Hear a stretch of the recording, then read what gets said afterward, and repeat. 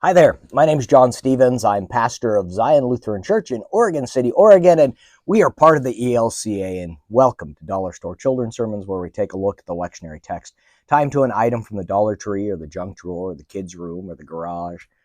That is how I've been doing it.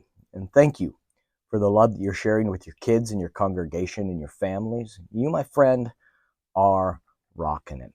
I mentioned last week that you are in my prayers, that as we walk through these days, it can be incredibly difficult. Some of you might disagree with me, and that is the beautiful part about all of this.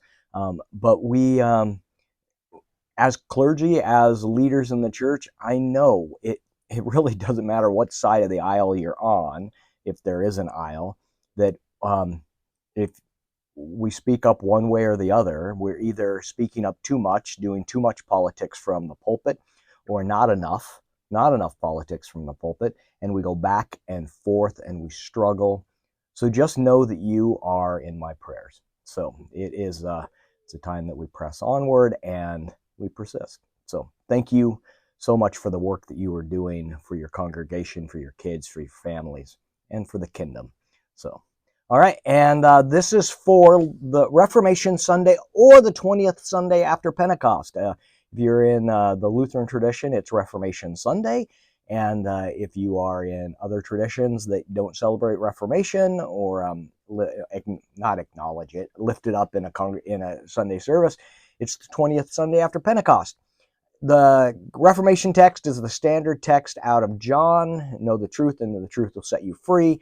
And the 20th Sunday after Pentecost, the gospel is the Pharisee and the tax collector, and they are confessing to God. And the tax collector is like, I got nothing. Not tax collector. The Pharisee goes, I got nothing to confess. I am just really glad I'm not like that guy. And the tax collector sees his own heart, leans into it, and confesses. And there's a sense of freedom that comes from.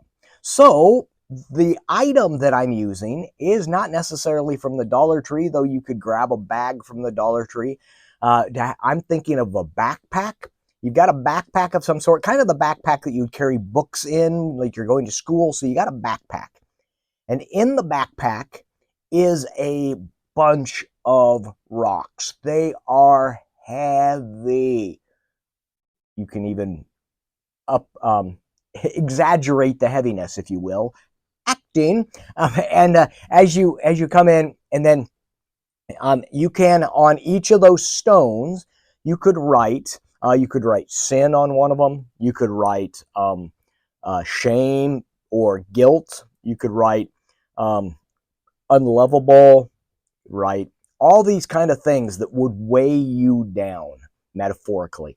They weigh you down. So you come in and you take this backpack and you're like, this is so heavy. I am having a hard time carrying this.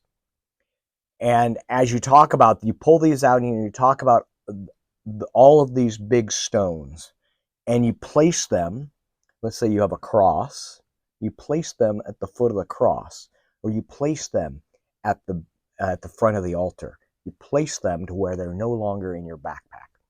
And what we're talking about is the truth, and the truth is that you are lovable. The truth is God loves you, God created you, God redeems you, God forgives you.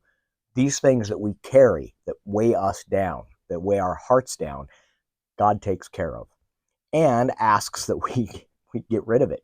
We take that, we place it on the side, and we're like, I no longer need to hold this guilt. I no longer need to think that people wouldn't love me, and where that gets set free, and it's lifting up and freedom. So the truth will set you free, and the truth, my friends, is that you are lovable.